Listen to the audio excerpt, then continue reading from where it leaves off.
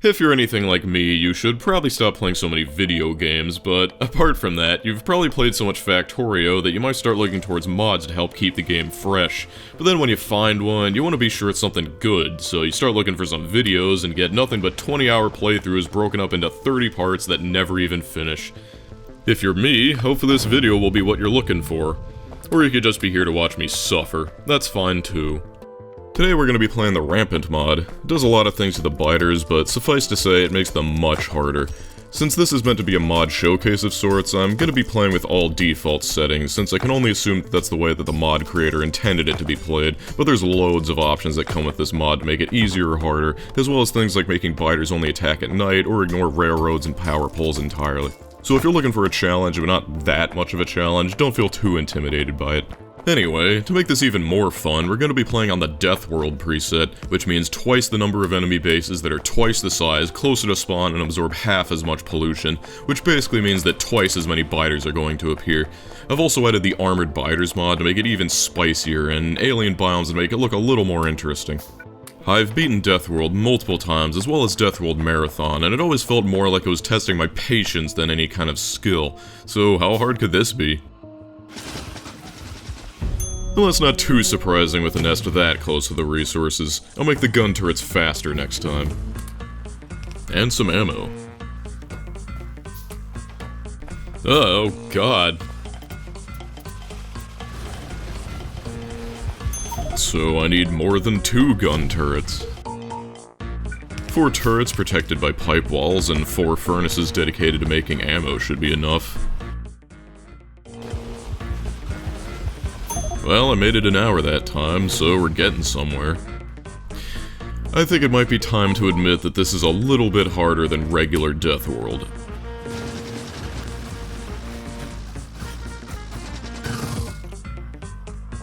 The armored biters are tough, but with red ammo, they shouldn't be much of a problem anymore. And now that I have grenades, I can just kill entire waves instantly. I'm still taking damage, but I should be able to stabilize from here. And with a wall of automatically resupplying gun turrets, I'd say I'm pretty stabilized. But then the turrets ran out of ammo. Even with 8 assemblers making something like 3,000 units an hour, it still wasn't enough. Over half of all my resources were dedicated to making nothing but ammunition, they still couldn't clear the waves. I never stipulated that this was meant to be deathless, but even if I respawned, there's no way to recover from here. This 3-hour run is over. Okay, this time I'm going to use everything I learned from the past 4 runs, do it faster, and do it bigger. If I can get enough science going, I might be able to get enough weapons research to out-damage, and I'm dead. Great. That's another hour down the drain. I think I'm ready to admit that this is actually quite hard. The biggest problem are these armored biters I insisted on adding. They've got 3 times the health, physical damage resistance, and seem to have no problem spawning by the hundreds despite that. Gun turrets simply aren't enough to stop these things, and no amount of upgrades is gonna change that. After 5 failures, it looks like I've got to do the one thing I hoped I'd never need to do. I've got to use my brain. Also, I'm looking for a good map seed this time. For it to be a good seed, the resources need to be close together, there needs to be water nearby, and I need an oil field somewhere that isn't swarming with biters. Without all that at the start, it's just too slow to make it beyond the first hour or so. Alien Biomes really slows down map generation, so if you're going to be looking for map seeds while it's installed, you should limit the map size to make it much faster. Just don't forget to get rid of it when you're done. Anyway, this looks like a good seed, so let's give it a shot. I didn't intend to make it easier, but Alien Biomes has rocks everywhere, so I don't need to worry about getting the stone for the stone furnaces at all, which saves me some time and pollution. I've got some time before the pollution hits the biter nests, but without many trees down there, it's gonna spread pretty fast. The goal here is to be fast, so I want to get automation research as quickly as possible. I spent some precious crafting time to make a couple underground pipes so I can try to get the power reasonably close to everything else. The more compact the base is, the easier it will be to defend and the less time I'll need to waste walking. With that, I've got some very quick research going so I can get started on automation and gun turrets before the first waves show up. I need to get started on automation as soon as possible because I need about 1,000 things, and by the time I handcrafted them all, I'd probably be dead. But while I wait for some things to handcraft, I'm going to start laying down the furnaces and power poles for our furnace stack later. This will save me a ton of time in the future. With the miners, assemblers, and inserters that I crafted in the meantime, I can finally get started on some quick automation. The first thing I'll be crafting with it is ammunition. I'm gonna need it in the hundreds if I have any hope of keeping this base alive past the 30-minute mark. But the pollution hasn't reached the nests yet, so we've still got time to prepare. Next up are belts and pipes. I don't have the time to research walls, let alone automate them, so these pipes are gonna need to be my walls for now. They've only got 100 health, but they'll keep biters off your turrets long enough to keep them from exploding in the early game. With all these miners and assemblers, one engine just isn't enough anymore. A good way to speed up your early game is to automate intermediate products like gears. Even if you can't fully automate them into inserters or mining drills, you can think of every gear that you craft in this way, saving you a half second of handcrafting time, and that adds up pretty quickly. We'll do the same with copper wire, which will save us 3/4 of a second every time we make circuits. With our cursory automation done, we can start working on the furnace stack while they fill up. With gears and copper wire, it only takes 3.5 seconds to craft a mining drill instead of 8.25 without, and we're going to need a good number of them to supply these furnaces, as well as a bunch of inserters. The pollution is almost to the first nest, so it's time to start setting up our defenses. There's also that message that just appeared, and as far as I know, unlike in vanilla Factorio, where biters will only attack when they absorb enough pollution or when you get too close to a nest, in Rampant they send out these small scouting parties that roam around and basically just try to kill all your power poles. You're given some time at the start before these start appearing, and you can adjust it in the options, but the default is 20 minutes. This means that the fun is about to begin. And there it is, the nests have started absorbing pollution. All I can really do is keep building. More miners means more pollution, means more biters, and means more defenses, which need more miners to support them. It's a vicious cycle I'm about to start, but unfortunately you need to build things to win this game. There's one of those scouting parties I mentioned. The real attacks are much larger, but they're the first biters to attack our base, so I guess that makes them special. And another one. I don't know why I haven't built a machine gun yet. The furnaces are up, at least partially, so we can start automating some things for real. Green circuits are the most important since they let you automate all the starter buildings like assemblers, miners, and inserters which also go into green science. That being said, 2 assemblers should be enough for our purposes. After that, I immediately start setting up red science and handcrafting labs since I don't even have logistic science packs researched yet. Last run I made like 8 of these red assemblers, but I'm only making 4 this time. The benefits of faster research didn't outweigh the amount of pollution that much industry created. Basically, it was making more biters than the additional research helped to kill, so I'm slowing it down this time. Up until now, I haven't really been doing anything different from the past 5 runs, but this is where it diverges. I'm not going to rush red ammo, and I'm not going to research anything unnecessary, like physical weapon damage or shooting speed. Gun turrets will always betray me, and upgrading them is a fruitless endeavor. I know that now. Even if I dedicated my entire base to making nothing but ammo, they'd still get overwhelmed. If you want any chance of surviving, we're gonna need something stronger, and anyone who's played Factorio already knows what I'm talking about. We need flamethrower turrets. To unlock them, this is all the research I'll need. From here, it'll take 500 red packs, 440 green packs, and 50 military packs. I'm gonna craft those by hand. If all goes well, I'll be able to get them up before everything explodes again. Anyway, I've just freed myself from handcrafting assemblers and mining drills, so now it's time to get started on the green science. These attacks are becoming very large, and there weren't even any armored biters in that one. Unfortunately, I was slow on setting green science up, but it's hard to stay on schedule when things are constantly blowing up. It doesn't take long though. With this simple arrangement, you can support up to 12 green science assemblers, but we're only making 6. Electronics research is just in time for me to finish green science and deconstruct these temporary labs.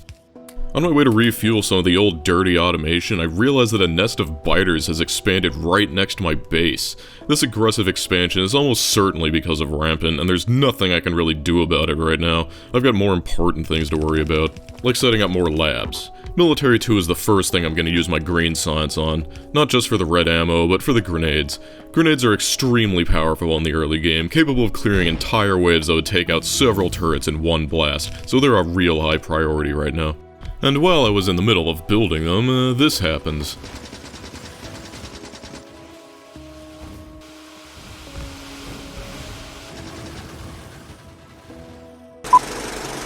Let's just pretend that that never happened. That's what I get for being too slow with the grenades. A single one could have taken out that entire group. I went back to a previous autosave, which was like 14 minutes ago, and it was before I had built anything off of that furnace stack. I could have edited this out and pretended that it never happened, but that would be lying. Though, when I started this playthrough, I thought that the purpose of it was to make a mod showcase, but I've now come to realize that it was actually to make me suffer, and I think needing to redo everything is perfectly in line with that. As you can see, we're already off to a great start. So I fix that up real quick and get started on setting up green science before it's even finished being researched. Unsurprisingly, I'm going a little bit faster this time around. I'm pointing the labs away from the battlefront this time. 10 should be enough. And here's green science real quick. And just like that, we're basically back to where we were before.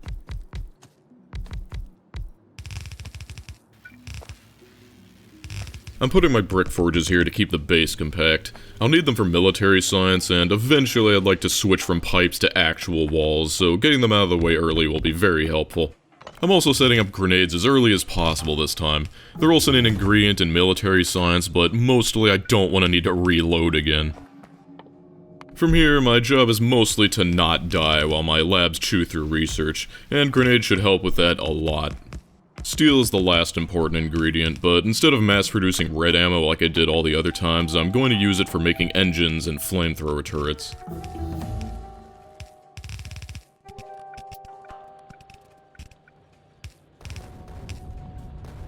Oh, great.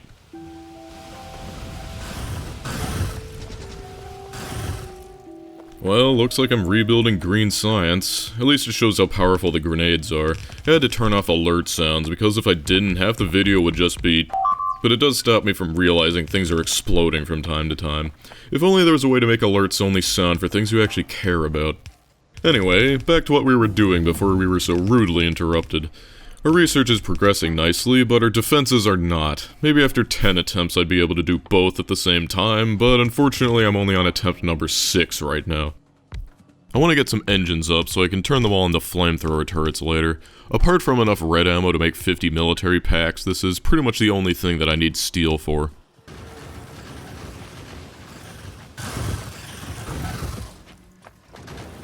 Wow, real walls.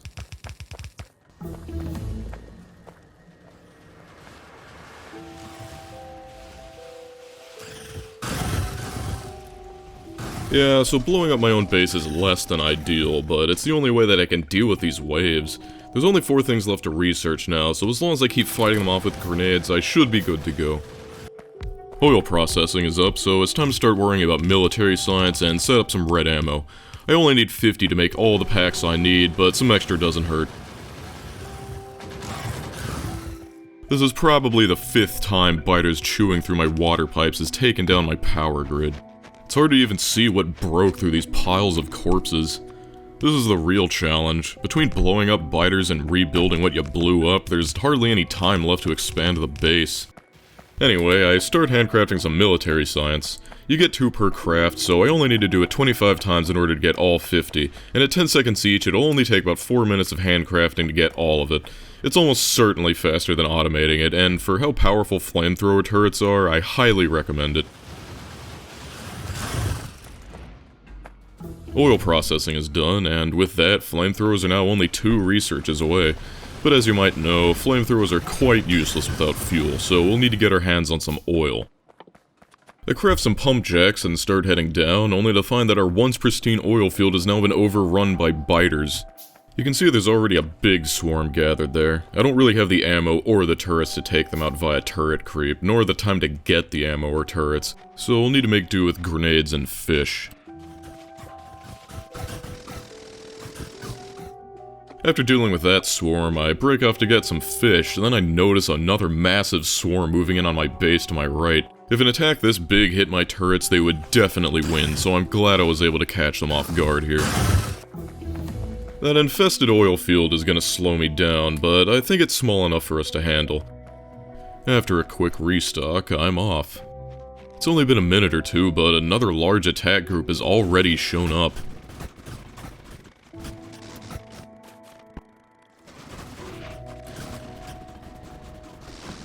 It took every single grenade I had, but we just barely managed to do it. There's no time to celebrate though, I want this oil flowing as soon as possible.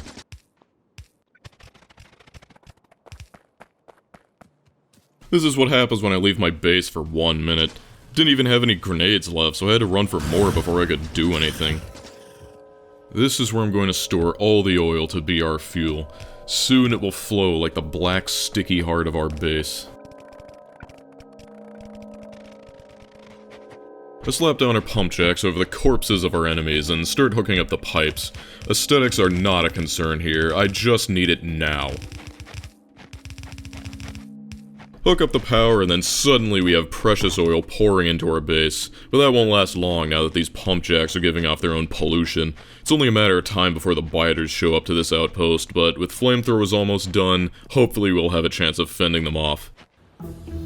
Flamethrowers are finally done, so I start crafting some as soon as I can. Naturally, the first thing I want to defend is the oil stockpile. This one tank is the singular shining hope left for this run.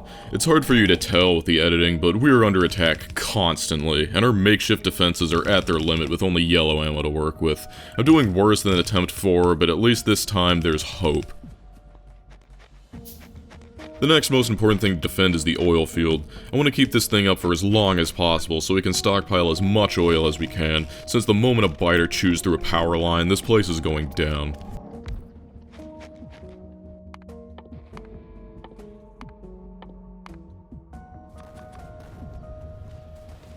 Oh god, these things are all over the place.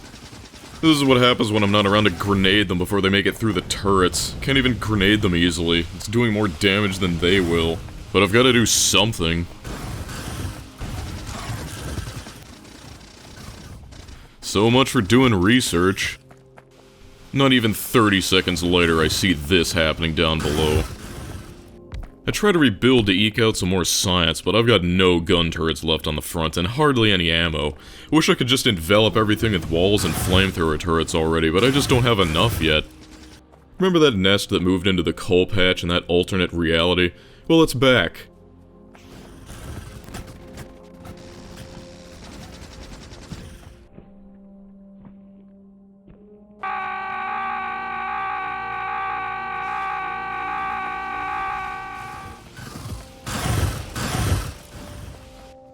I deal with that only to realize that I'm also being attacked at the north.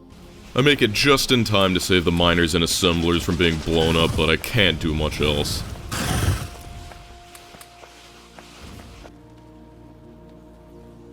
Hey, cut it out. Stop it. Stop trying to expand, you stupid biters. This is totally Rampant's fault. This isn't how biters usually expand. For starters, they don't make purple goo when they do it, and they certainly don't try to build nests right next to pre-existing ones. Normal biters cannot expand a base within 3 chunks of an existing one. Chunks are 32 by 32, so this is totally new behavior. It took me a while to realize that that purple goo was actually doing damage to me, and then I realized that it's actually the particle effects from a poison capsule tinted purple. No one ever uses poison capsules, so I completely forgot what they looked like, but once I figured it out, it made perfect sense for it to be damaging me. This is fine, nothing bad going on here.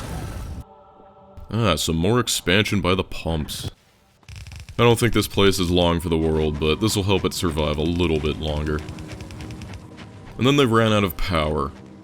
I didn't make the connection that the coal miners blowing up meant no power the moment the boilers drained the belt. Just look at the size of these waves. We're only an hour into the run and we're getting hundreds. At least I bought a little bit more time for our pump jacks to work. I try to repair the steel smelters so I can keep making flamethrower turrets, but the writing's on the wall.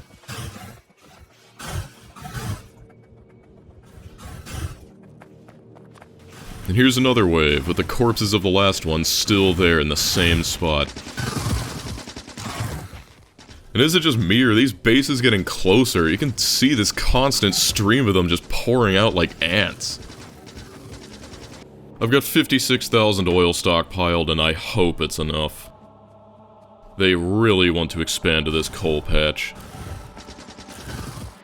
And even though I just killed the expanding party, a nest has shown up there anyway.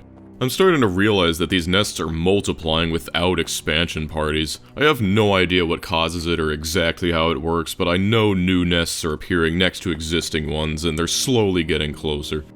Look, I was gone for like 30 seconds, and another one has already appeared next to it. Look there, you can see it just literally popped into existence. I try to get rid of them, but I'm just wasting grenades. It doesn't help that the person who made the Armored Biters mod gave their nest more than double the health of the other ones.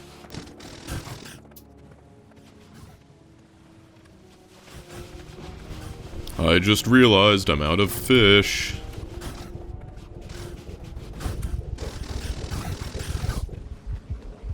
And I died again. Screw that, I'm not staying dead. Best part is I got killed by my own flamethrower turret. At least from the afterlife we get a beautiful view of the biters. All my grenades are on my corpse, so there's nothing I can do about this right now. At least we managed to stockpile 70,000 oil before it all went to hell. Ah! That is not a small number! That is a big number! What am I gonna do?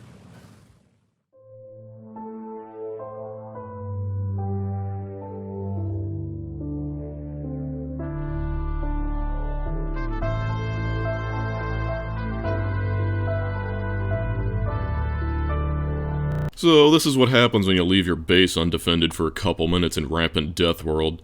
All I could do is hide in my cuck box and let the biters ravage my base until they ran out of pollution to eat and calmed down. But even without pollution, there's still the small attacks thanks to the mod.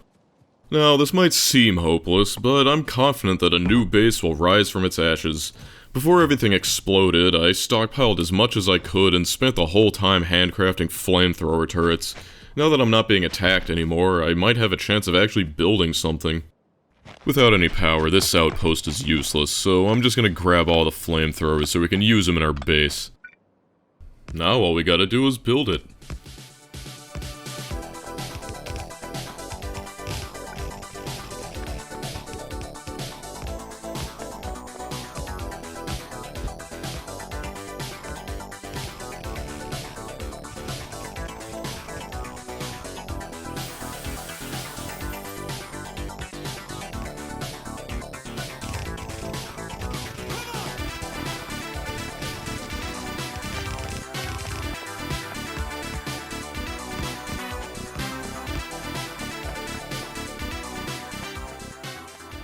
This is what I like to call the Cuckbox 2.0. Forgive the name, but it's really how I feel after 8 hours of struggling against these biters. But this safe haven has everything we need. It's got iron, it's got coal, and it won't be hard to extend it to the copper. I wish I could have made it larger, but I only have so many turrets, and as long as I don't turn anything on while I'm rebuilding, the biters shouldn't bother me much. And if I were to build a whole base in here, it would probably look something like this. Let's just pretend it was an editing decision and I didn't forget to unpause OBS while I was building it. There's still a few things left to add though.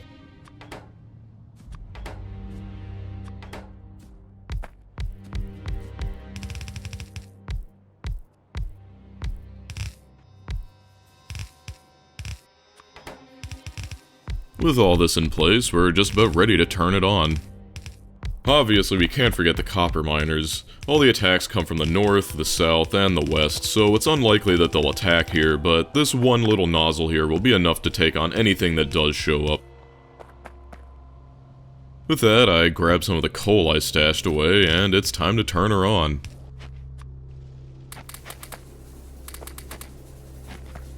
As you can see, within seconds the nests are back to absorbing pollution.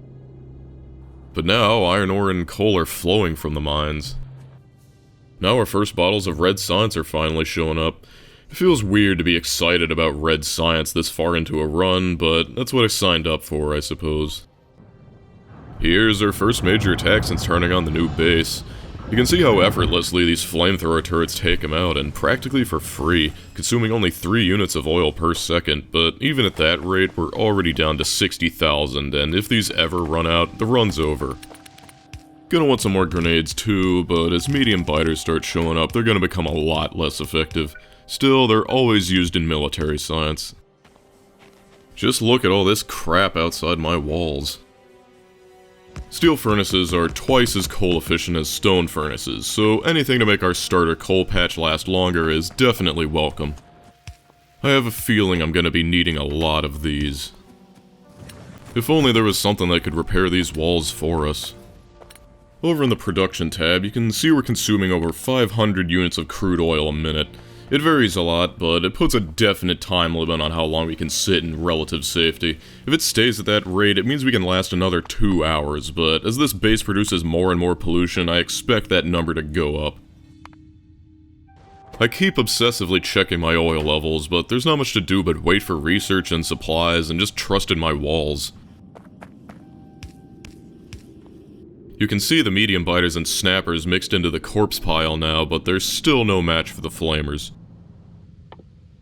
I start queuing up the research into chemical science, but there's no way I can spare any of our precious oil to make the petroleum it requires, so as important as it is, it's still just a fantasy for now.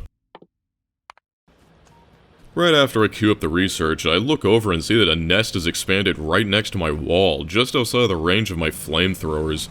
You can look at the minimap and see how the nests have been spreading. Instead of small, isolated bases, the biters have totally taken over that whole area. Even with maximum evolution, an expansion would never make a nest this expansive without mods. It's interesting to be sure. The problem is, the base is so close that it's burning the biters that aren't part of attacking groups and end up pulling aggro from the entire nest, which otherwise would have remained passive. Then more spawn from the nests and get pulled in aggro again, and what results is this never-ending trickle of biters perfectly designed to waste all of my oil and my time. Instead of killing a group of 100 in a second, it's killing like 1,000 over the course of a minute. Unfortunately, there is nothing that I can do about this. For now, at least. That endless attack has me scared. There's no way forward without that oil field. After an hour or so since we turned it on, our base has finally made enough flamethrowers and walls for us to even consider expanding it, but I can't just do what I did last time and run a pipe from here to there with some power. The biters are everywhere now, and those roaming squads just keep eating my pipes and power lines. The only thing I can do is bring the base to the oil. But if you thought the biters would just let me build, you're wrong. It's like they're gravitationally pulled to wherever you are. Then, like 2 seconds later, more show up.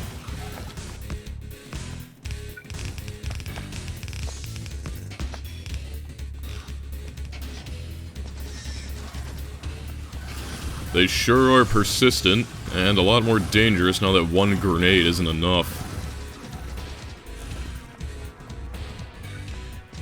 The ruins of the oil field are still there. It's a good thing no biters moved onto it. All I can really do is keep building and slowly marching forward with flamethrower turrets. It is an absolute war zone out here. We're almost there. How nice of the biters to leave the walls partially intact.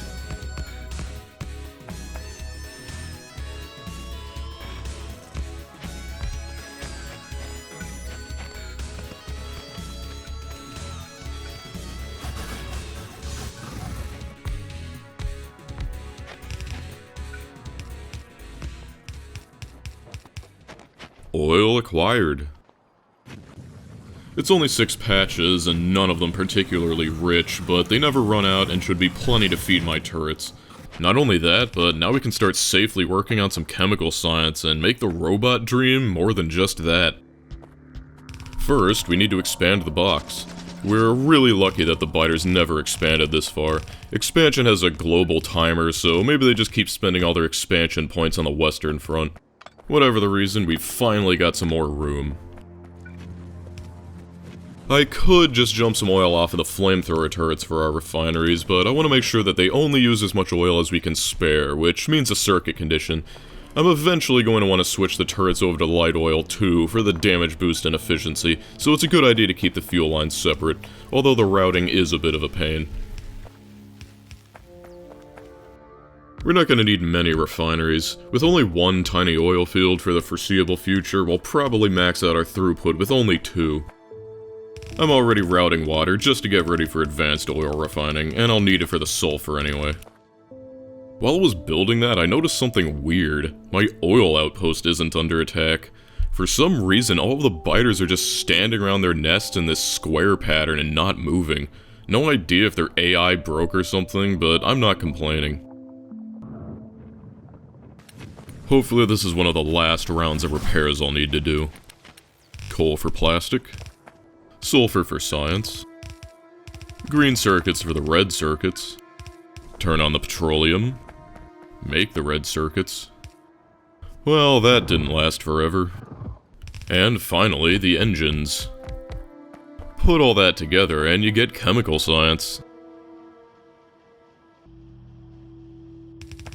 It's a little bit awkward to fit into the labs, but nothing some horrendous belting can't fix.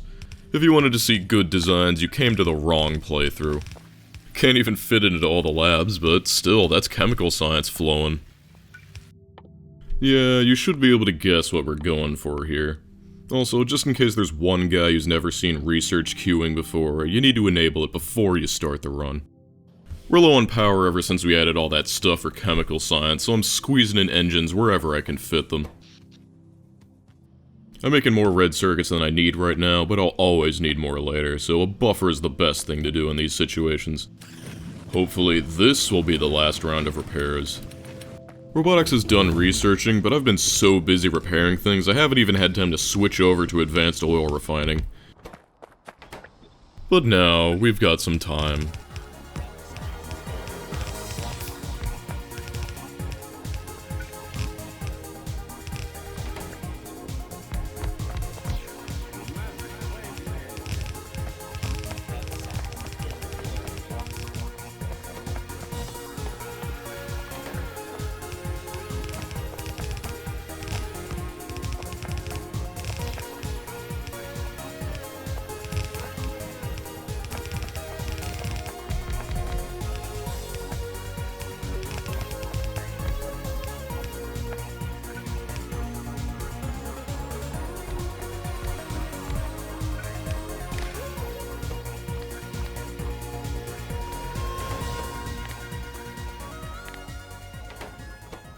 And there they go, off to grab some repair packs and head to the walls. This is a massive step forward for the base. I must have spent at least 30 minutes repairing walls before now. They've got a lot of work ahead of them, but I think they can handle it. Yeah, and if you forgot about it, that infinite attack on the Western Front is still happening. I had to separate these robot networks, because if I didn't, bots would start flying over the killing fields and die instantly, so I'm manually supplying with bots and repair packs for now. Robots. Incredibly useful, but incredibly dumb. It's been like 5 hours since we started, but only now can we start thinking about fighting back against the biters. Unfortunately, our oil is super slow, so the dream of making endless explosives isn't happening, but we should be able to spare enough to make an honest attempt against them. And the biters down here are broken again. If only this could happen to the Western Front every once in a while. I think it's about time we switched our turrets over to light oil, too. The oil efficiency is almost never an issue with flamethrower turrets, but this is not your average run. We are using these things constantly. And since running out means certain death, I'm hooking up a speaker to blare a siren if the tank ever dries up. Very smart, would recommend.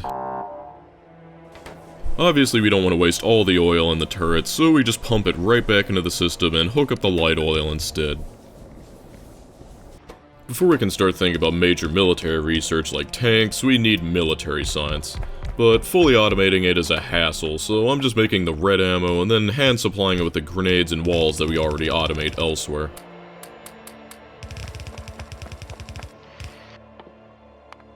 Just look at how busy the bots are keeping the walls repaired. If only there weren't so many nests right next to the walls.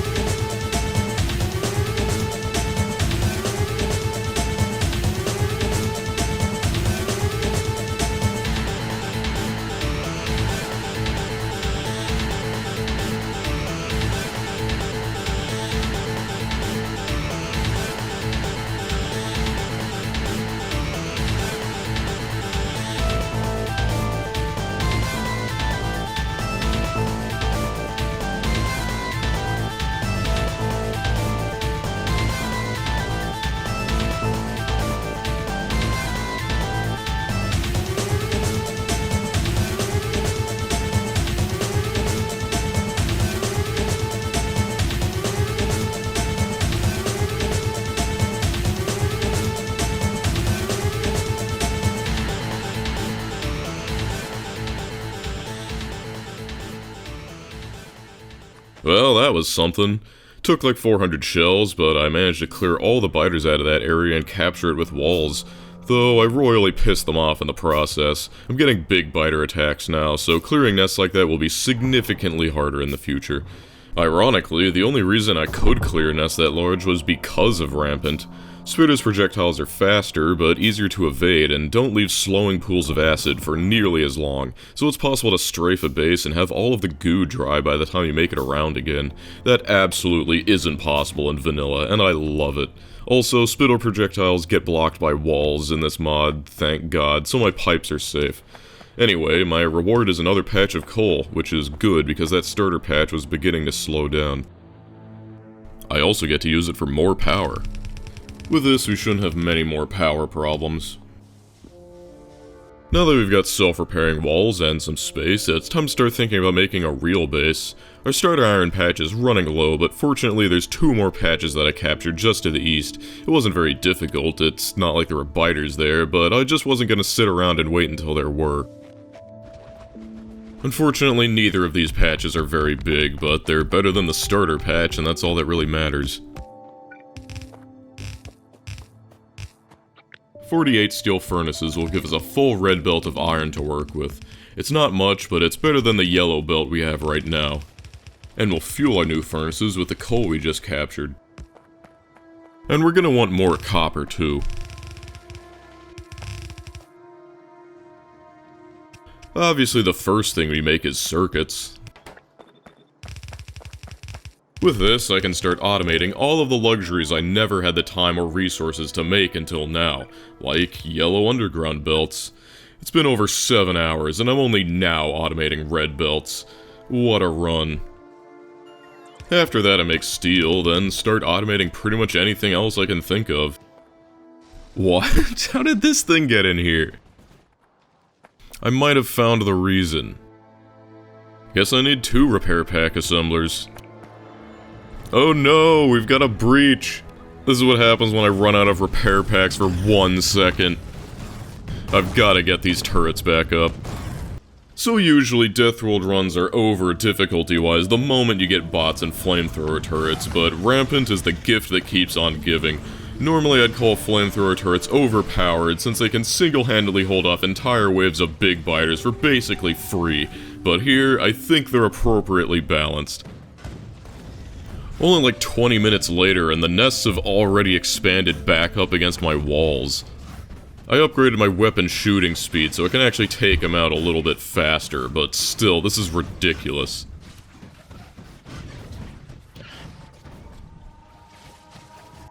I go back to automating things, but I'm growing concerned. I might have coal, copper, and iron, but my stone patch is almost dry since I've been using it all to make walls. Without stone, I can't mass produce military science or production science, so I get in my car and head out to go do some scouting in the hopes of finding the perfect patch.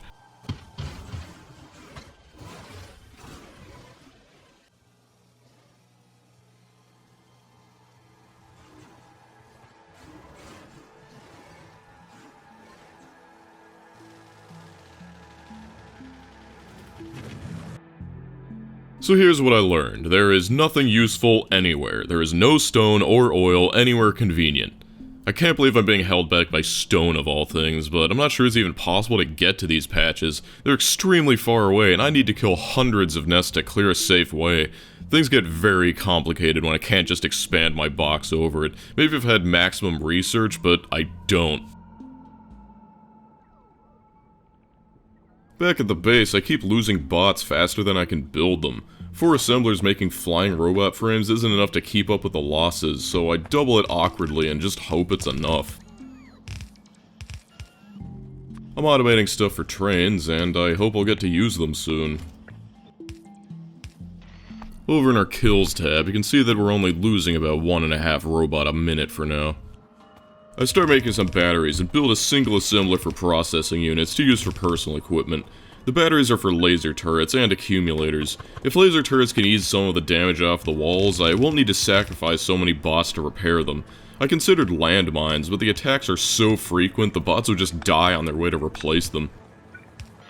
Pretty much the only thing I haven't automated at this point are solar panels and accumulators. I've got enough space to put a couple down, and it'll help draw some reliance off of the polluting coal, as well as make some extra energy you might be able to spend towards laser turrets.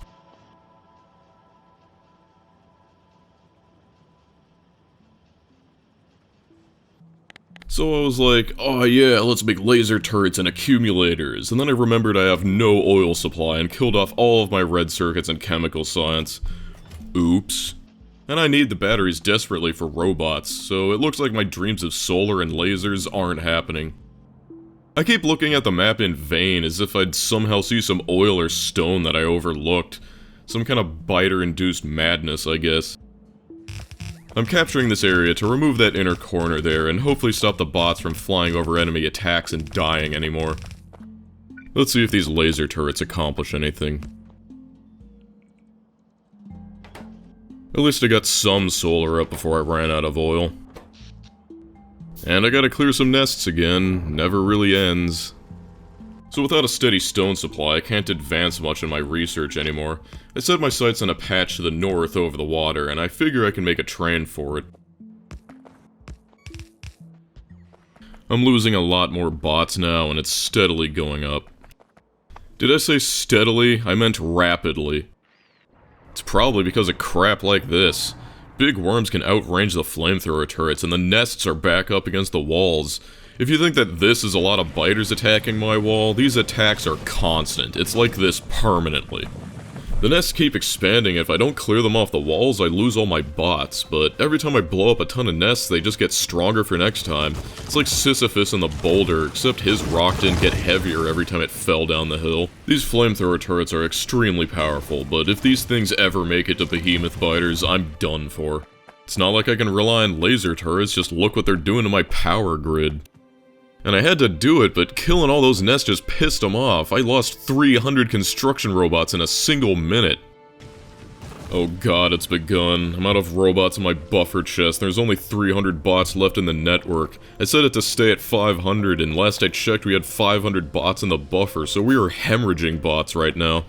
Oh wait, the inserter was just too slow to replace the bots as fast as they were dying. Well, it's still not good, but it could be worse. And now we're out of bots in the buffer, too. You can see my custom warning flashing next to the construction bots needed alert. This is impossible to recover from. It's just gonna be a slow death by attrition to construction robots. I can't even up the production that much because I'm hard capped by the batteries and our oil. I hate to need to do this, but it's better than losing the run this way. It's hardly even the biters, it's the flamethrower turrets that are killing our bots. It's just that the biters are at the wall so often the bots never get the chance to get out of the fire before they blow up. Honestly, I don't know why bots are vulnerable to fire like that in the base game, but it is what it is. A couple minutes after installing the mod, you can see the deaths immediately go down. We're still losing bots, but nowhere near the rates we were before, and all because of friendly fire. It sucks, but we had to do it. It's better than just ending the run there, because I don't think I have it in me to try again after this. Also, unfortunately, there's no audio in this part because reloading Factorio to install the mod messed up my audio routing and I didn't notice, so please bear with me. This whole thing has made me totally reevaluate this run. I thought as long as I got past bots and flamethrowers, I'd eventually be able to conquer the biters with artillery and rows of laser turrets. I automated trains, filter inserters, made space for all the logistics chests and express belts, all under the expectation that I'd be able to overcome them, but they are relentless and truly rampant. I feel trapped, isolated in my own walls. Extra resource patches are but a dream. Rails will be chewed, my bots eaten. There is no hope left to thrive, only the chance to survive remains behind these brittle walls. Anyway, now I'm dead set on getting off this godforsaken rock. The problem is I barely have enough oil to break even with robot production after the turrets guzzle it all, but in one of my finer moments, I realized that while I might not have an extra oil patch, I do have a rather robust coal patch. As it turns out, we can turn coal into oil via coal liquefaction.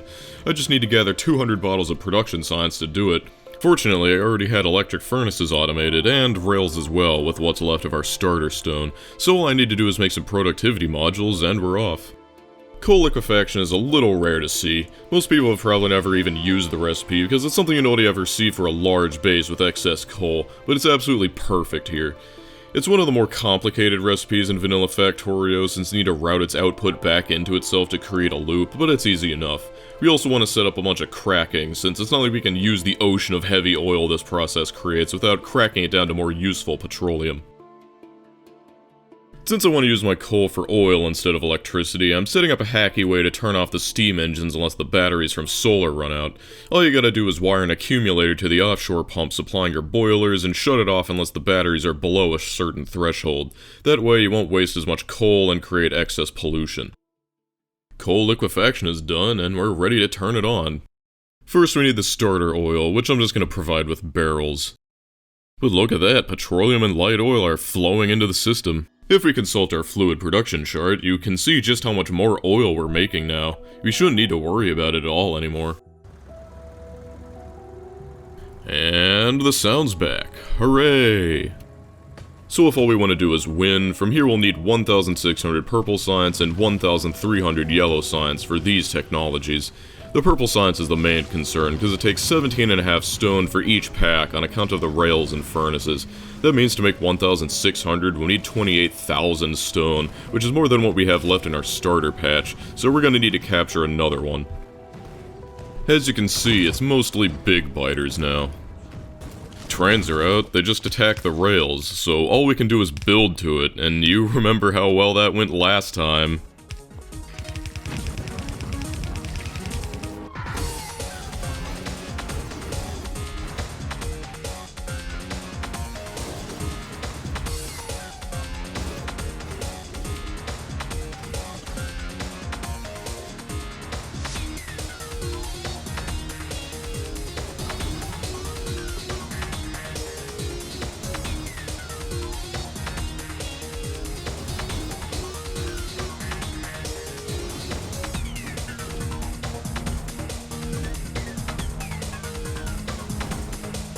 Anyone else feel that this number of biters is a little excessive?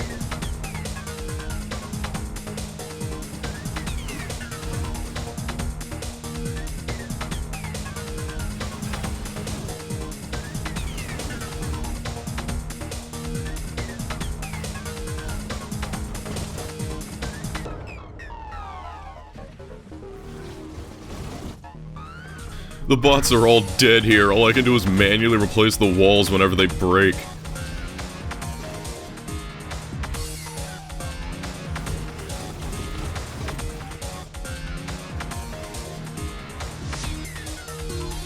And the time it took me to get here, they've already built a new nest on top of the stone.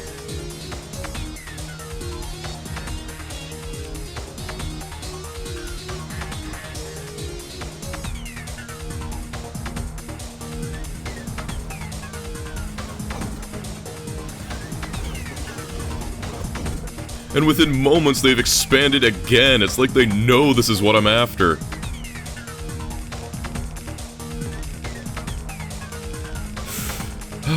I've captured it. Just look at all those corpses. If there was ever any hope, I think this just took it away. Look how hard we needed to work to get a single patch of resources, and to think I automated locomotives thinking I'd actually get to use them. Oh well, we have stone now, at least until it blows up, but we only needed a little extra. With this, we've got everything we need to get started on the late game. So now it's time to get started. Being the foresighted man that I am, I've already been slowly accumulating all the things we need for our final desperate bid for science. But before I start making the science, I'm setting up rocket fuel, because if I start now, I'll probably have enough for the rocket by the time we research it. Thanks to coal liquefaction, I was able to resume construction of accumulators, and by now I've mostly switched over to solar power. I've had this one assembler making production modules since I researched coal liquefaction, and it's a start, but I'll need more. I can't fit yellow and purple into the old lab setup, so I'm just gonna bring these packs somewhere else. It's not pretty, but that's the least of my concerns right now. Here's our endgame science setup, all hand-fed. Hand-fed except for the rails, at least. We already had enough electric furnaces stocked up, so all we really needed the stone for was the rails. All that effort for an extra 8k or so stone. Now we just gotta put it into labs and we can start researching. Purple science is first, because it's the one I need the most of. I've already got everything I need for yellow science, except for a couple of robot frames, but we make those plenty fast. Who would have thought that the one processing unit assembler that I made for personal equipment would become the core of my entire yellow science production? I'm just putting these anywhere they fit now. And that's yellow science production up.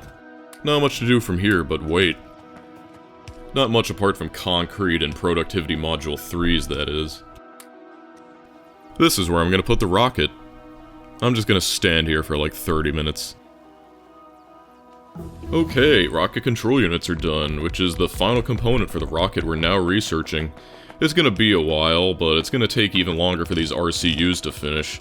I probably should have researched them first now that I think about it, but the only thing it wastes is my time, and if I cared about that, I probably wouldn't be making this video. And after much waiting, Rocket Silo is done researching. All we need to do is start plugging in our components and we'll have a rocket on our hands.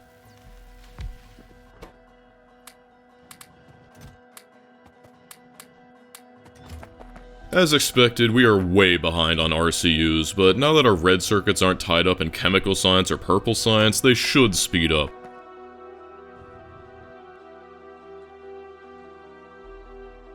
And here we are, after so long, so many biter attacks and so many broken dreams, after sitting and doing absolutely nothing for 30 minutes, the rocket has arrived, and so has the end of this run.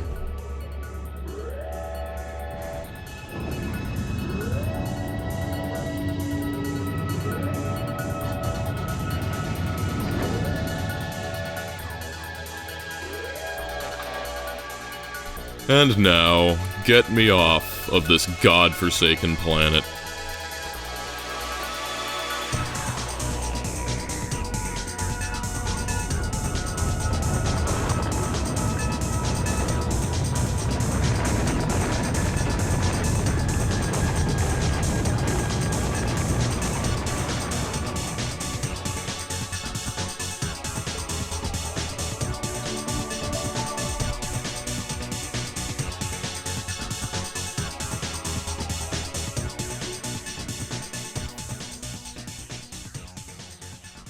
So, turns out it's actually pretty hard to beat Rampant Death World with armored biters.